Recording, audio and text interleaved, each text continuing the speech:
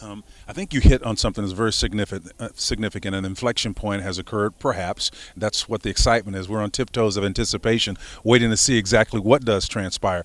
But the adjustment, as I see it, we're going to talk about the players and feature them, but it could be as much on the part of the coordinators and the general managers and the managers and the presidents of these clubs who have the choice to select a quarterback, perhaps of color, because it will obviously indicate their willingness to do it from a cultural standpoint, but the coordinators have to adopt the style as opposed to the other way around. It's usually been historically either my way or the highway. That's so true. that's True. we're going to learn a lot about the coordinators too here. It's a cultural shift, and we're experiencing a cultural shift. The sport has become more diverse, right? You not only see a lot of African Americans, but you're seeing a lot of Latin Americans as well, right? You're seeing a lot of individuals from different parts of the country, so they're bringing a different style. And so as opposed to the player having to adopt to the team philosophy, it's being more player-driven, where the team has to say, what personnel do we have and how do we adapt, right? And then again, it speaks to a broader context of what's taking place in the whole spectrum of our United States and the culture in the United States.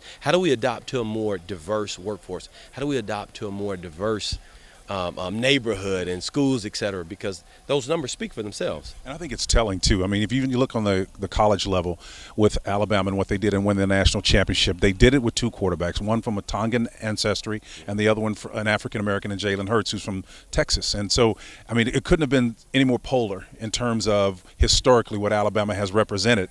And so that part of it has got to be enlightening. Maybe Nick Saban, who was recently named to Forbes' top 50 leaders in the world, I think he was at number 11 or number 12, it's leading the way. So this could be good times. It could be great times. You know, when you look at the culture in our country, politicians, but even more than that, entertainers and athletes have always been a major driver of culture, fashion, politics, creativity, right? Entrepreneurship.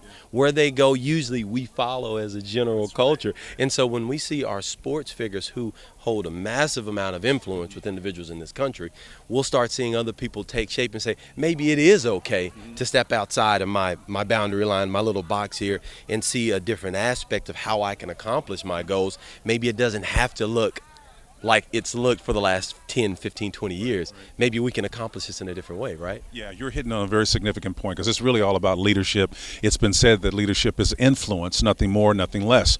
To take off where you stopped, Jackie Robinson in 47, if it happened in sport, or if it happens successfully in culture, it will have happened in sport first. Yes. So if nothing else, we can learn that it can be a litmus test. When we see positive things happen in the sports environment, we can perhaps, with some skepticism but anticipation, that the positive can occur in the broader culture. So that's what I'm going to be looking for tonight. What are some other things you're going to be looking for? I want to see who takes who where. Yeah, we want to see that. It's exciting because you got these game of wars, if you will. Right. I mean, you take, for instance, now this is just my personal conjecture here, but you take, for instance, this information that just came out about Josh Allen, right? The notion is this took place 4 to 5 years ago. So the obvious is the information has been out there. Yeah. If it's been public and been on social media, then college coaches knew about it, high school coaches knew about it, right?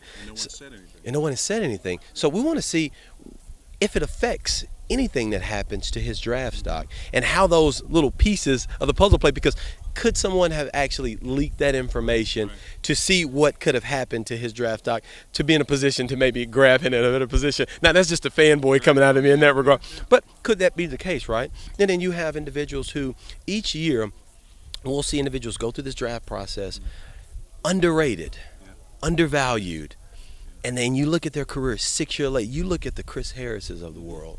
Right, the Wesley Woodards of the world. These individuals are star athletes and been in the league 8 to 10 years and are just peaking and they're competing. These are Walter Payton Man of the Years. These are Super Bowl champions. These are Pro Bowl. So who's actually going to be underrated? Who goes 5, 6, and 7, and who actually goes undrafted, and how do they respond? I'm just curious to see these names. Well, I think the litmus test will come eventually 6, 7, 8 years down the road, but I think you really hit on something that's really significant. It is that type of player. In my era, I'm going old school on you, and Al Smith, who's drafted in the 5th round, ends up being a multiple Pro Bowl player. Those types of players, the unrealized potential is what those scouts' job and responsibility is to identify those players. So I'm going to be looking for the bibliography and footnotes of those players, and then Years later, we'll be able to compare and find out exactly what it was that they did to make them special, because that's what we do. We're analysts. Yeah. We unpack these stories and these narratives. So it's going to be exciting. Okay, so if you're, it's 7:30 tonight. So be in a position to watch it. I mean, today we got mobile devices. You can pretty much watch it any place, your platform. So be there or be square. There you go. Tune in.